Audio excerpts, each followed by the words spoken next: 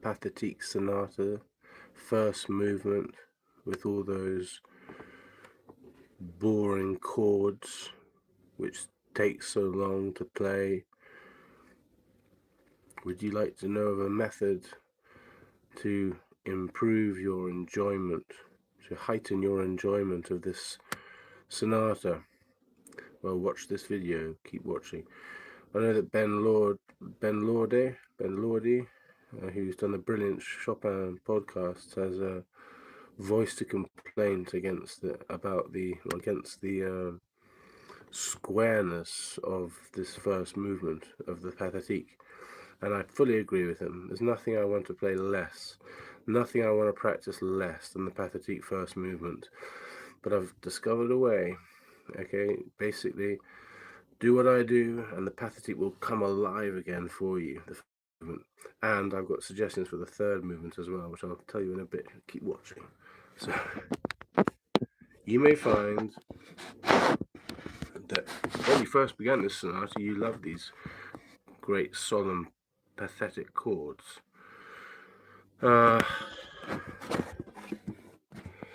But now, having been practicing it, you may find it abhorrent to play them.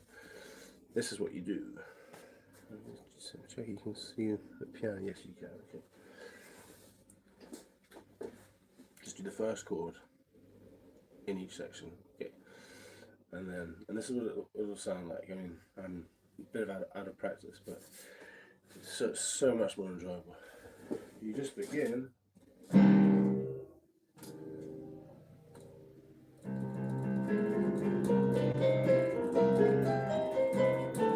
Okay, like that.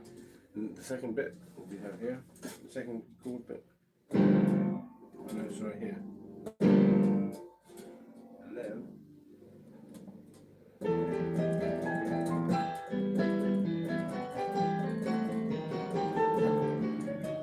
okay, and then the last bit is even better sounding than those first two,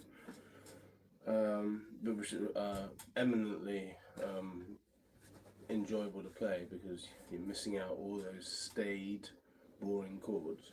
But this one actually sounds better. It sounds like it's made not to have those end chords, those chords. Okay, have a look.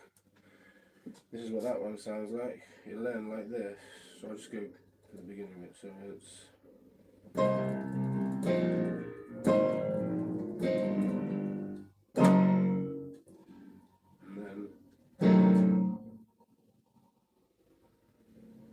You stop on that one.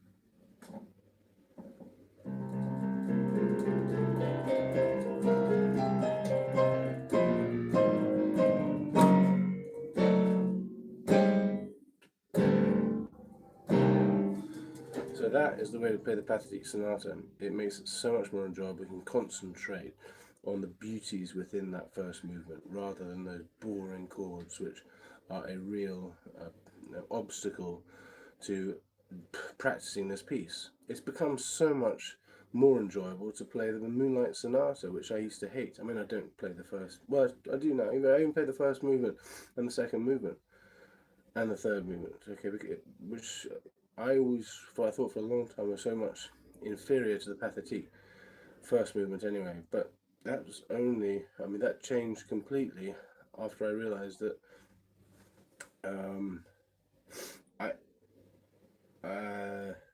so I used to think that the Moonlight Sonata was inferior to the Pathetique Sonata when I liked doing those big chords in the first movement. But then I just got bored of them. I couldn't practice, as I was saying, because of those boards. They're so boring and they take up so much time, and frankly, they're quite easy to forget the fingering for. But since my method, which I came up with yesterday, actually, it's become a real pleasure to play. It's something I want to practice. Because I think that's why people like Glenn Gould didn't like the sonata. They preferred, actually, they pointed to the Moonlight Sonata as being a great sonata, and which most people think the Pathetique is better than the Moonlight, yeah?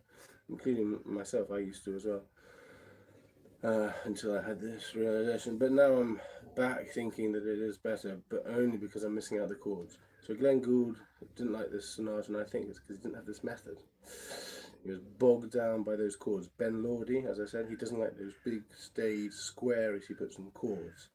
So this is a really good way, which will, as I say, reinvigorate your relationship with the Pathetique Sonata first movement. Now, the second movement you can play in its entirety because it's so beautiful. The third movement, how about this as a tip? Miss out.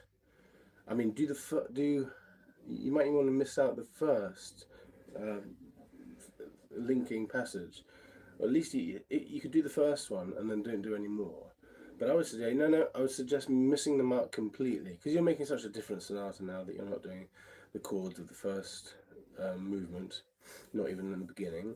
That missing out from the beginning of the third movement. So it sounds like this. It sounds really good. This is actually how I practice the third movement without that central bit. And so do that for the third movement. It'll sound a bit like this. I will try it actually with the beginnings of that linking passage, which begins the third movement. See how it sounds. Maybe it'll be a bit like what I've done with the first movement. I do the first chord of each of those chordal passages in the first movement. So let's see. I just want to list it out completely. So when you finish your second movement, just go straight into this. Whatever it is, isn't it this? It's that chord anyway, yeah? Yep, it's this.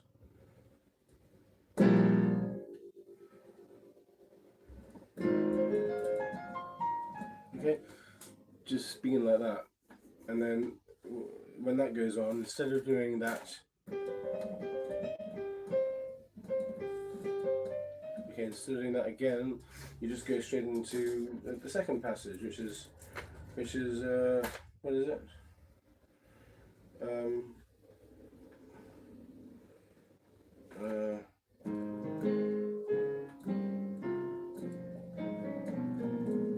That bit, go straight into that, and then the third passage, you'll just go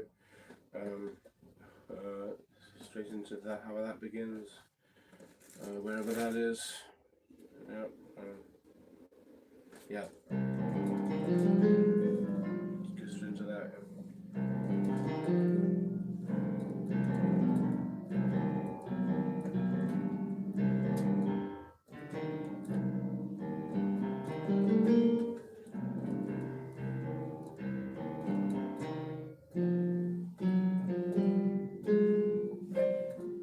And then the third, the final one will be really pleasurable again to do because it's so nice. It's just we're beginning already kind of in that linking thing, but you aren't doing it in its entirety at all, and that's a really beautiful thing to do, and that will be like this.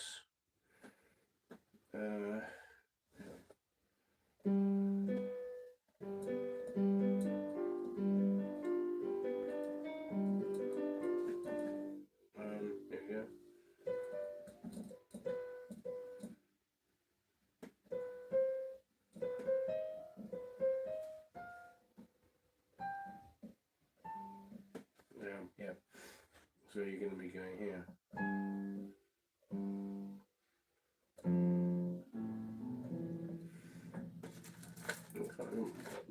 Quite work out where I am.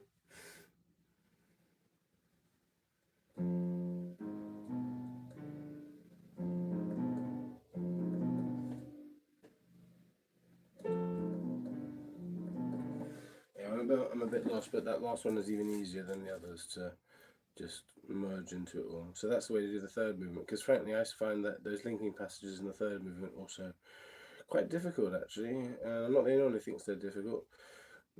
Try to forget all those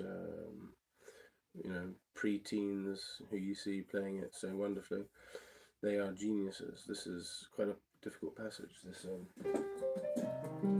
Okay, so this last bit we get it.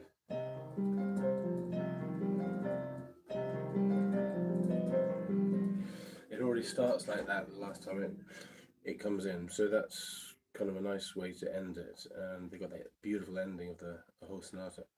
But yeah, it's actually quite difficult, that whole bit, so it's good to miss it out most of the time. you're missing it out at the end as well, because as I say, it doesn't come in its entirety. Anyway, yeah, it's a difficult passage as well. It's a pleasure to miss out. It's even more of a pleasure to miss out than the first movement. Missing out the chords of the first movement. So I really recommend this way of doing the Pathetique Sonata. It will, as I say, reinvigorate your playing. So shall I try the whole thing as I've said it? Bear with me. Let's see how it goes. I haven't played this for ages, because I've been put off it so much by those chords in the first movement and by that part which is recurring in the third movement, which I don't like, and it's actually quite difficult. And not the only one says it's difficult, I was going to say, so I forgot, is that also if you go onto YouTube, you find a brilliant teacher called what's his name? Can't remember his name now, but he also says it's actually quite a difficult passage, and he's a professional. You know, I'm not a professional, I'm a semi-professional. No, I'm not a semi-professional, but I am going to Andras Schiff's concert tomorrow. So I'm a good concert goer. I'm a professional concert goer. You know. Alright, and do you know he doesn't announce what he plays? I never knew that. You know, I rang up to book the tickets and I said, I can't see what he's going to play. He doesn't announce what he's going to play. He's such a genius, that man. He's got such a good memory, like better than anyone I've ever known. So he must have such a wealth of pieces he can play that at the last moment he's free to change, and he's able to bring up another. He does the whole. What does he do? He does the art of fugue. He does all the preludes and fugues. In one sitting, just and at the drop of a hat, it seems. So he changes his mind. I don't know what he's going to play. I do hope it's Schubert, because as Andras Schiff says, Schubert is his favourite to play. He says that Bach is the greatest, but Schubert is his favourite to play, and mine too, actually. And what I've also noticed about Schiff, unfortunately, is when he plays Beethoven, he always makes a tiny mistake. Have you noticed that on YouTube? In a live performance with his Beethoven, he always makes a small mistake. And I think I know the reason why. It's basically because Beethoven's so easy, for a professional pianist anyway. I mean, he's the easiest probably composer, I think. It's commonly agreed, except it's difficult stuff like the hammer clavier and all that. But those last sonatas, which have fugues, they're the most difficult perhaps. But all this other stuff is the easiest, really. And he's been playing some of the easy ones on YouTube where he makes some mistakes. I think. I don't know if I'm mistaken. But for someone like Andras Schiff to play a piece like any of the last five sonatas, which will have fugues, he would, I presume, find them pretty easy, but he makes a mistake all the time. And I think it's because he just thinks, well, Beethoven, easy, easier than Schubert, and easier than everyone else, and easier than Bach, I would say. So that's my that's my guess as to why he makes mistakes, because he doesn't take it seriously enough, perhaps.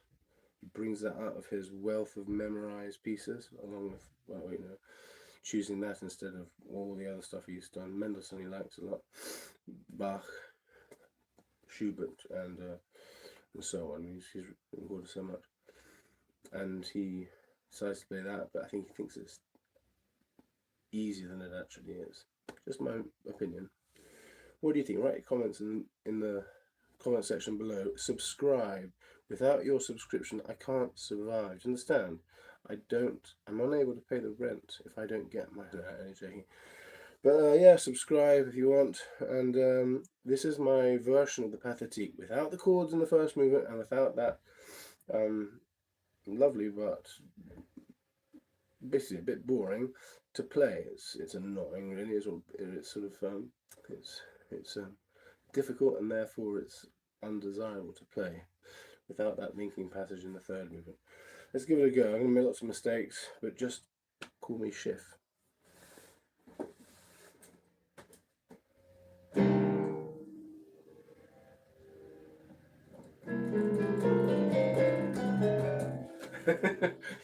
It does take a bit of getting used to. Sorry, let me try it again.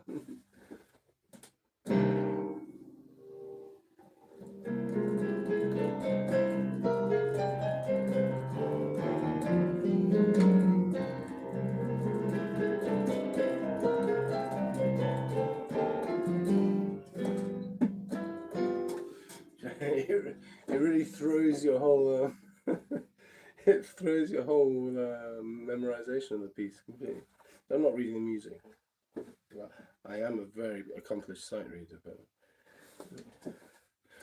here we go. Let's try it again. Play it slowly. The three secrets. What are the three secrets of piano playing? Anyone tell me? Number one, slowly. Good. Number two, slowly. Well done. Number three. Okay, so let's try it.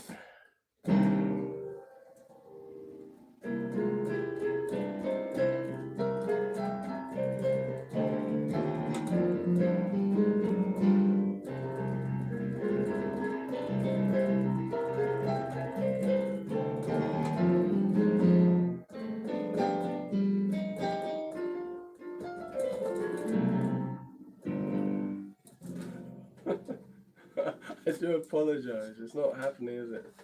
But this is the way to practice it. I've just, as I say, I've been concentrating on Schubert. Do you want to hear some Schubert instead? I think you do. Come on, put your thumbs up to show me you want Schubert.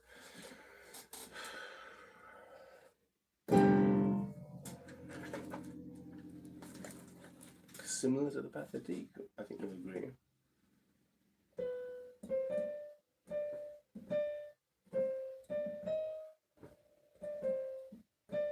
It's used to be my least favourite. It's become my most favourite.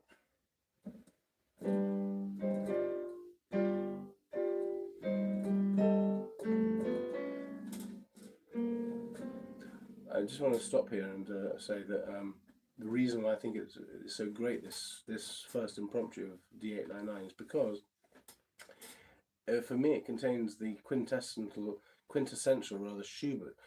Why? Because it contains, in a sort of microcosm, all his previous sonatas, in my opinion.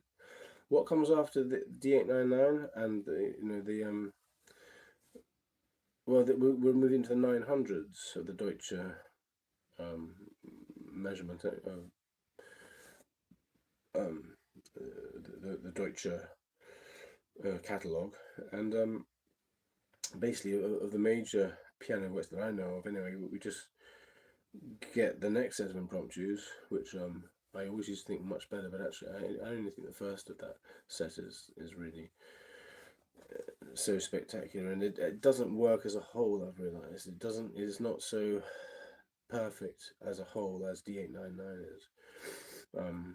So I've actually gone back to liking D899 more. But what I'm saying is this first one of D899 harks back to his previous sonatas. Why? Because it's got this, like, apart from containing so much in that one impromptu, it's got so much of the stormy, it's got so much of the wonder of Schubert, it's got so much of the love of Schubert. It's got basically those three, but which are repeated actually, those three sort of themes. But it seems anyway it seems so basically rich in meaning and in significations and significance, and in I mean, the emotional ranges it reaches are so varied in one small piece. It's quite different to the other three anyway, which are more like really kind of like I mean, two of them are sort of almost virtuoso pieces. They can be, although they shouldn't really be. I mean, the fourth one is allegretto, not allegro, but in a way, I'm sure Schubert knew people would play that very fast. Number two is allegro, and it's kind of like a bit of a flashy piece. It's got a deep middle section in a way, as does the fourth one. But basically, they're kind of like etudes. They're like etudes, those two. And the third one is a bit like the butterfly etude of Schubert, of Chopin, isn't it? It's a similar, kind of a bit like an etude. So those three are more like etudes. This first one is very different, and it's a bit more like a miniature sonata, where he's recapping all his previous sonatas. A bit, in my opinion, like the way that his D940 Fantasia for four hands. There's a bit of a farewell to all his four-handed piano works in a way. You know, it kind of encapsulates it in a way, you could say. And in the same way, I feel, and in the same way, so he was saying goodbye to his four-hand works with that last sublime D940 piece. In the same sort of way, I think this with this one impromptu, he's saying farewell. He's bidding farewell to all his sonatas, his previous sonatas, because the ones that come after, yeah, the ones that come after are the D958, D959, and D960, which I think are the greatest of his sonatas. And by the way, my favorite work is the D959 sonata. I used to play the second movement, the whole thing. Not actually very well, but there we go. But the best recording, I was just listening to it just now. The best recording, if you want the best recording, in my opinion, it's Kocsis. You say it's Kocsis. Kocsis or Kotsis, what's his first name? I can't remember, but yeah, Kocsis. It's a live performance of that D959. It's great. He kind of links the third movement, which is the best movement in my opinion. I played the second movement, but the third movement is so great, so great. He links that third movement with the fourth movement sort of seamlessly, which works well. And that fourth movement is great, actually.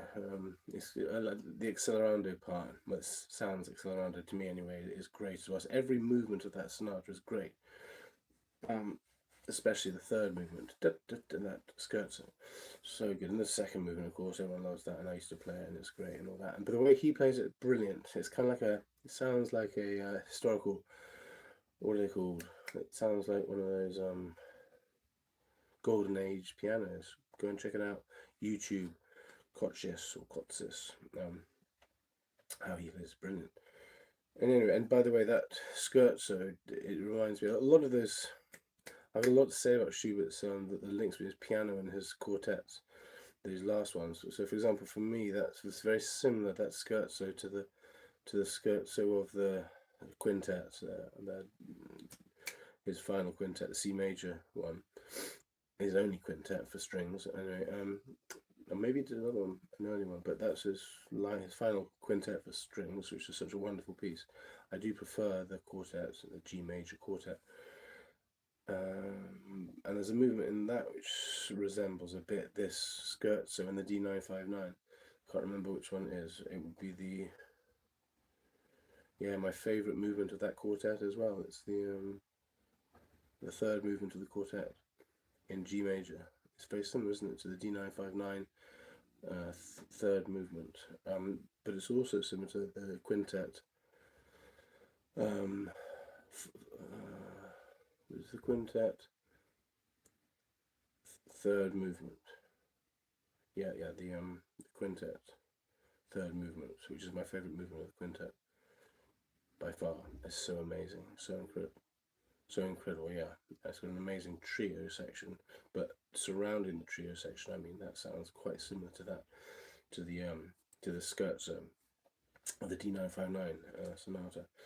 They're very similar. There are other links between those quartets, those late quartets and late piano sonatas. Can't think of them right now, but yeah, this is my favourite composer by a long way, is Schubert, especially for those, or maybe only for those late. Well, I do love.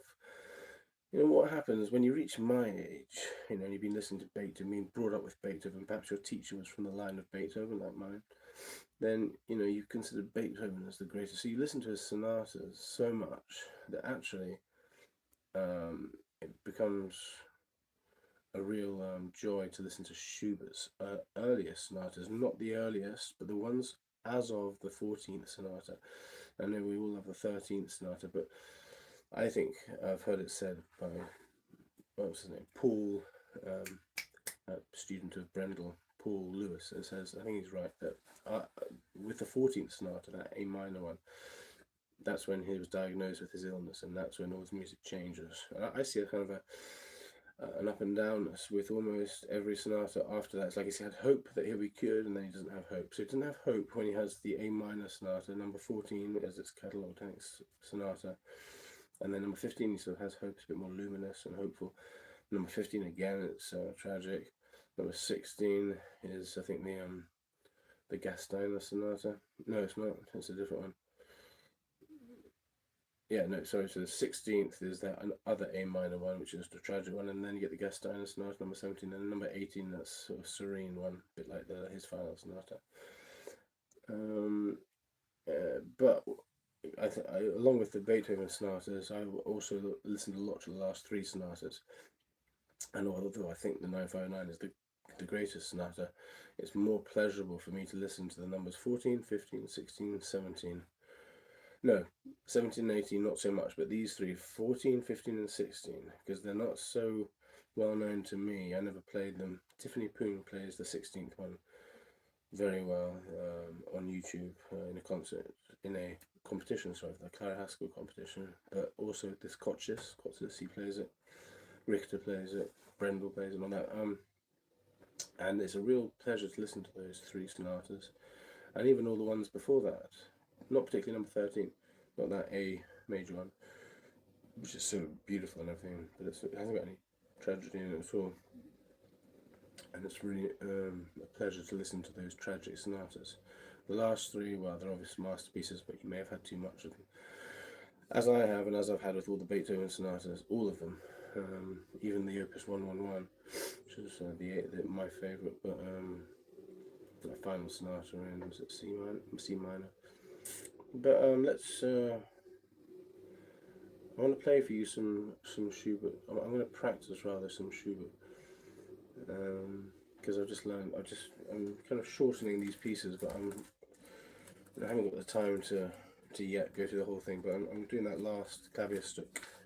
I'm going to do that again. So I won't bother doing that first impromptu. It's as my teacher said, by far the most difficult impromptu with that first set, and it is quite difficult.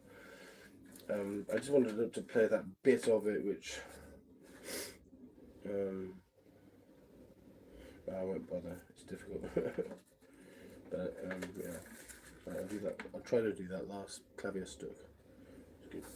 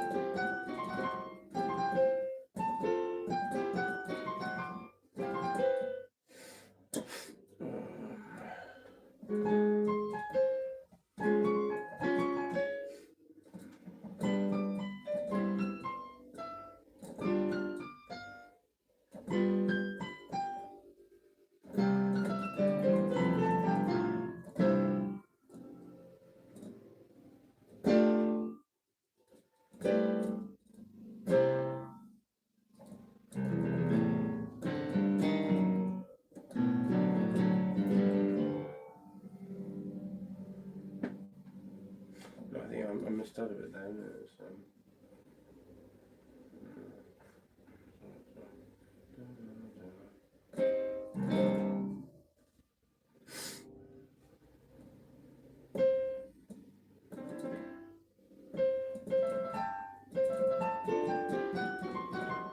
Yeah, for change of fingers, I do a change of fingers from this third finger to this first finger.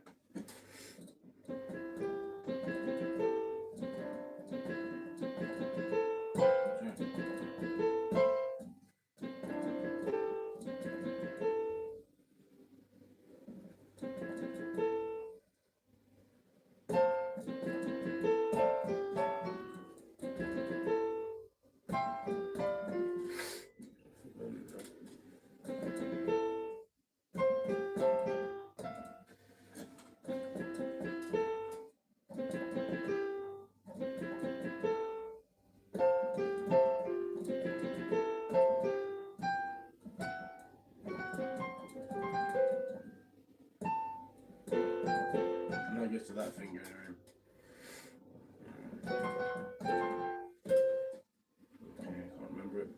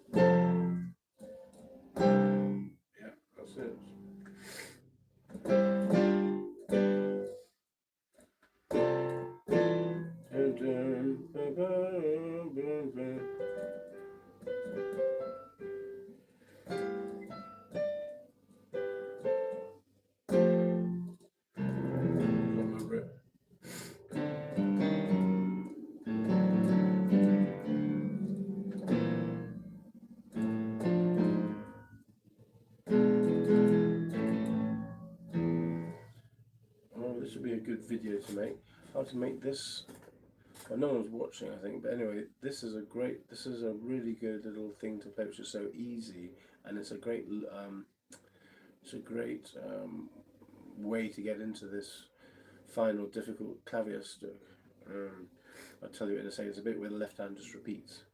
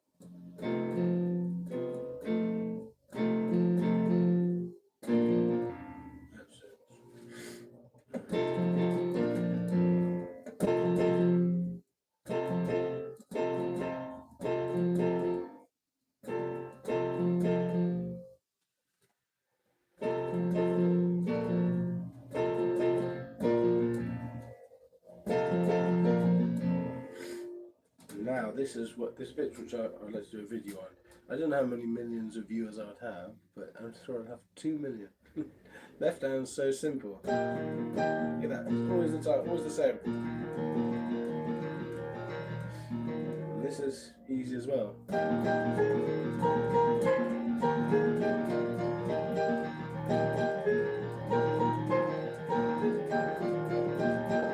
Now change it slightly. Right hand and left hand.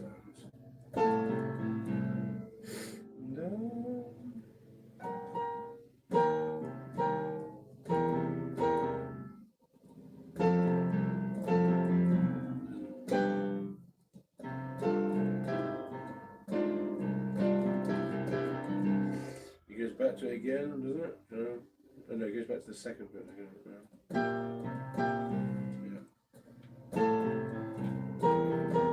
Your third finger of your left hand on that, I do, is quite uncomfortable. And now it's easy with the left hand. I'll change your right hand slightly.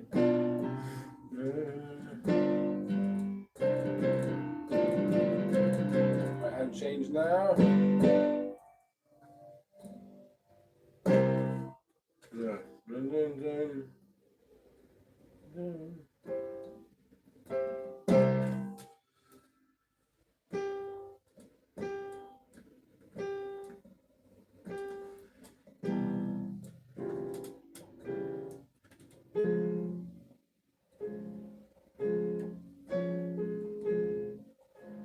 If you don't keep on practicing it, each piece you've learned, you forget it.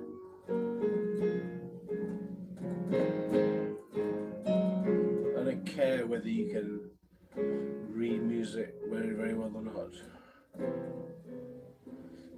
You'll forget it. Because I've been told that by Born to Rap. It's in the whole of the third concerto. You forget it if you don't play, you don't keep practicing, you forget it after about a week. I know, even less, a few days. You'll think that you can do it you can go for longer than a few days and come back to the piece and you'll remember it. So you've got to practice every day. And I don't care whether you're Horowitz or Tiffany Poon or whoever you are.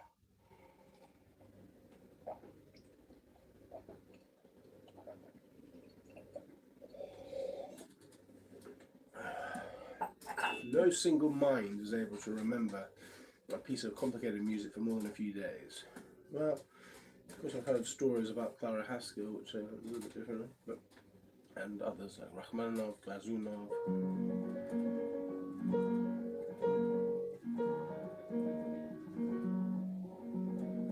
Such a beautiful piece.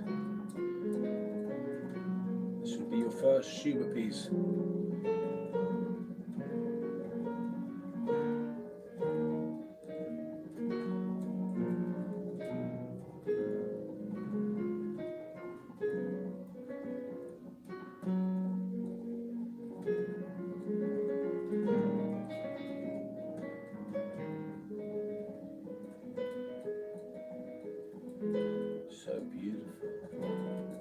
such a pleasure to play.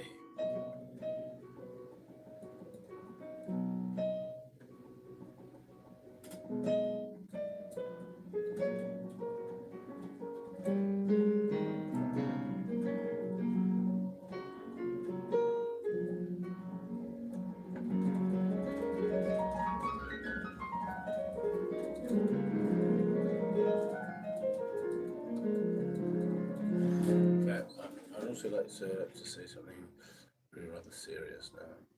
If you have a child who is not really willing to learn the piano or needs some encouragement to play the piano, to start play,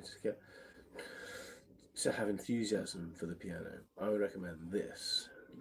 It's basically, I think, from the Grieg concerto, more or less, but it's also in Fur Elise. So you can kind of link it to Fur Elise, which might be the child's not first piece. Fur Elise should never be the child's first piece. No, it's much too difficult for a first piece. No? You need many years before you attempt Fur Elise. However, the child can at least do this. Now watch and teach your child. I don't care if it's a girl or a boy. I don't care if she will do everything but play piano. Try this out and see whether this doesn't coax him or her into wanting to play the piano because he or she likes doing this so much because it's so easy. Okay, here it is. I'd like to show you what it is. I'll tell you what it is first. It's that passage going up, which uses 3 notes. Okay. Come back down with chromaticism, and then start the Fur Elise, and then end on that first A minor chord, arpeggiated chord. Then start arpeggiating chords on your own. So you teach your child to do any cut chord. Let 3 fingers on the left hand and 4 on the right hand, and then they can start coming up with their own patterns, which they might love to do. They might become composers. I'm a composer, and I wish I'd been taught this method because it's a great blessing to play. You can write things which glorify God. So it's a blessing, the real meaning of blessing, perhaps. Now, what I'd also like to say is, if you have grabbers in your house, by grabber I mean these rubbish collecting things which kids love. Our kids, 3 kids, they love picking them up. Maybe your kids do as well. This is a great way. Or if they like dinosaurs, all kids like dinosaurs. So tell them about the pincer, the dinosaur with the pincers. Okay, and if you want grabbers, rubbish grabbers, do it like that, yeah. So you say the first bit, these 3 notes rushing up the piano, but it has to be rushed at the beginning, of course. Use a grabber, thumb and first finger, and your little finger. Those 3. So it's easy for that kid to do that when you're having breakfast, and you can say, "Can you do the grabber? Show me what the those 3 notes are." Don't get them enthusiastic about it. You know what I'm saying? So you start on the lowest key of the piano. That's another great thing. And it starts on the A at the bottom. All pianos have an A at the bottom. I don't care if it's a mini piano. I don't care if it's a concert grand. I don't care if it's a Steinway. I don't care if it's a Bösendorfer. They will all end on an A, unless you've got those extra keys, of course. That is different. Start a little finger. You tell your child on that lowest key. So easy to remember. Remember, this is for a kid who doesn't want to play piano and who doesn't like it and who's perhaps not any good at it, at the moment. But they can become good. Easy hook, it's a hook to get them onto it. Little finger, lowest key. That's the little handle of your grabber, and then the grabber. Okay? So, you do this. And the other one, it's also that, you might want to change it to this and this finger, but it doesn't matter. Keep it as a grabber. You want to get them interested, so 2 grabbers. Watch.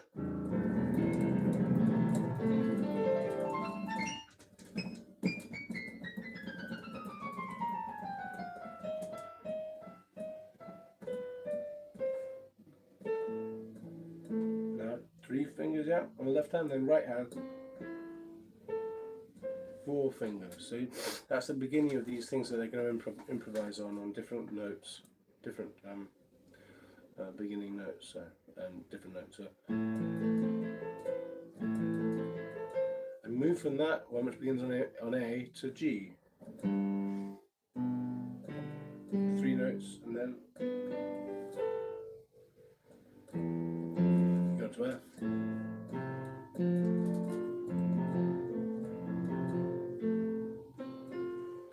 Okay, down to F, and then back to G.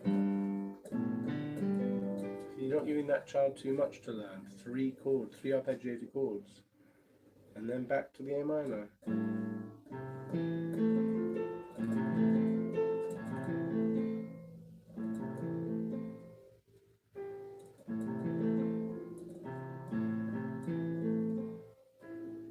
No, sorry. Okay, so you got to get them hooked on something, and that's it. Start on the A, go to the G. Just tell them miss out a key with each finger. Miss out a piano key, and 2. You miss out 2 between the hands. It's all designed to be easy for the child to do on their own. And then you go down to F. And back up to the G, which they've already done. And then back to the A. Then, when they're happy with that, and they've done it a lot of times, they do their own. They start on their own key with black key, and then they do the same thing. 3 notes with the left hand, 4 with the right hand.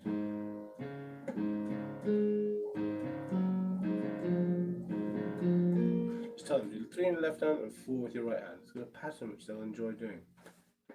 So it'll sound like this, the whole thing.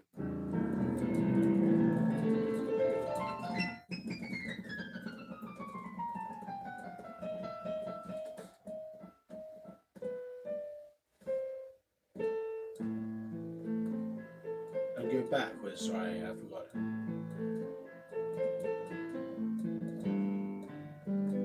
Tell them to go backwards.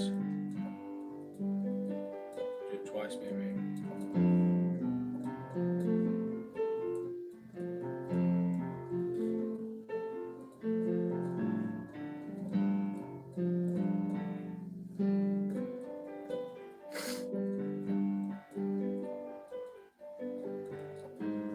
This one next, well, they'll do it themselves. You know, start on the G sharp, D sharp, and G sharp again, and then right hand on the C, E flat, A flat, and C. Yeah. So this is what the child improvises on his or her own. You know, after a while, start from a different key and tell them to find the next 3 which sound good together. And they'll need some help at the start, but then they'll enjoy doing this.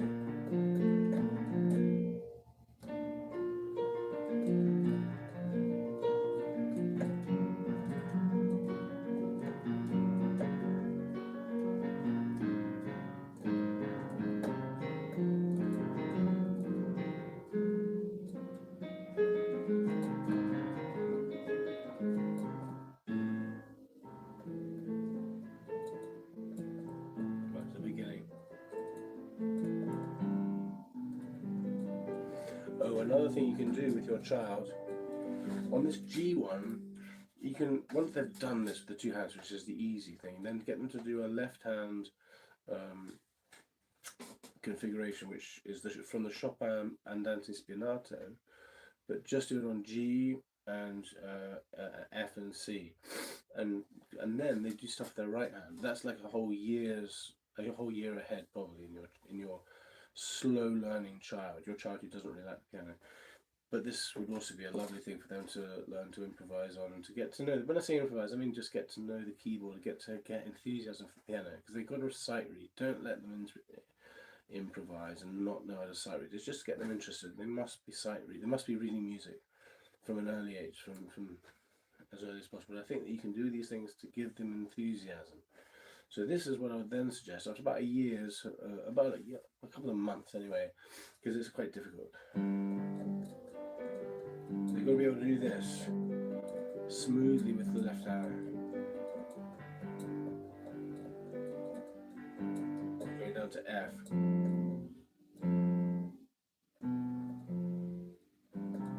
No, down to E, sorry.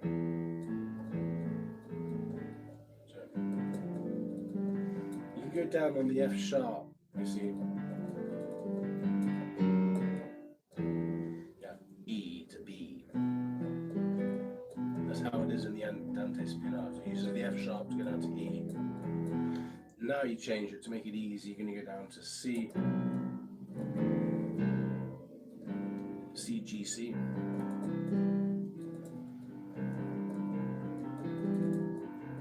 Back up to that E. Oh, let me just check.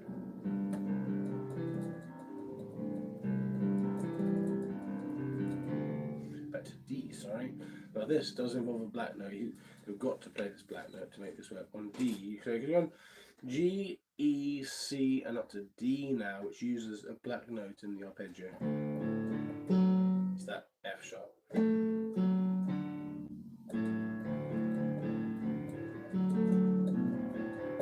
that brings us back to the G. So that last bit, da da da da, it's best to use different fingers. Da da da da, use different fingers. Little finger plus two different fingers. That's the Peter Feuchtwanger method of doing the Andante Spianato. You've got to use fingering, which is a little bit counterintuitive, but don't worry about that. You just teach you whatever your child can do. But actually, it's better to use different fingers. Actually, he helped Martha Argerich win the Chopin competition in 1965, and he gave me this tip. He gave me some fingering tips for this Andante Spianato. I can't remember the exact fingering he gave me, but certainly they're not orthodox. Anyway, so don't do what you think is easy, but try different patterns. Now the child with the right hand can do all sorts of filigree passage work.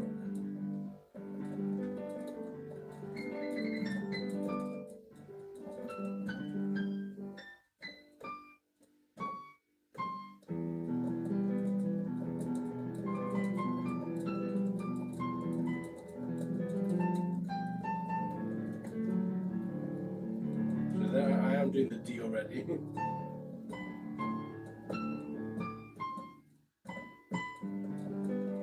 Whatever you want, you know. So I only use G, D, G, E, and D, and back up to G. But you could do C if you want, whatever you want. You could actually teach them how to do this starting on every key. So why not do that? C. This is so great for the left hand, for developing the left hand. Go to D.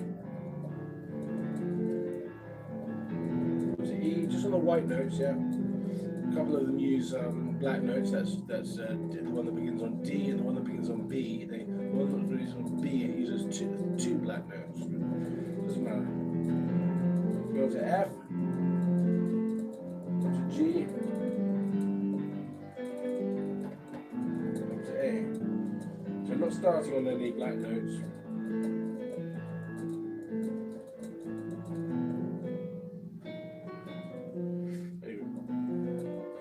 You don't have to use the two black notes on B, actually.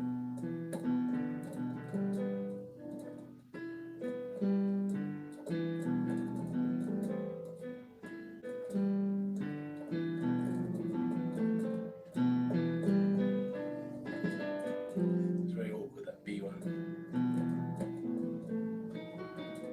It's easy with the two black notes. The one on D, one that starts on D does use the F sharp, because it's in the key of G. It's starting on D, so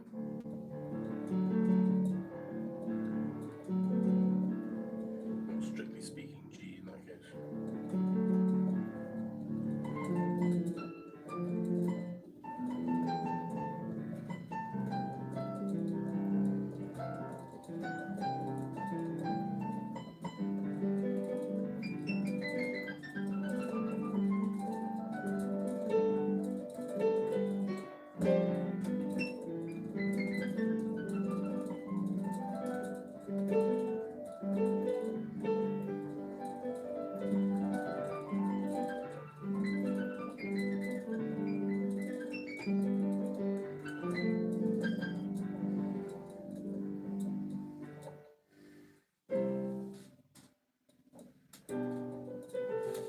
Thank you very much. Thank you. Like and subscribe.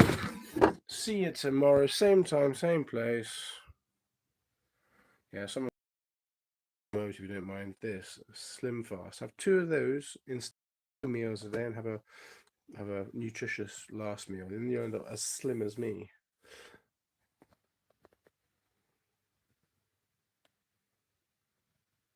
That's all.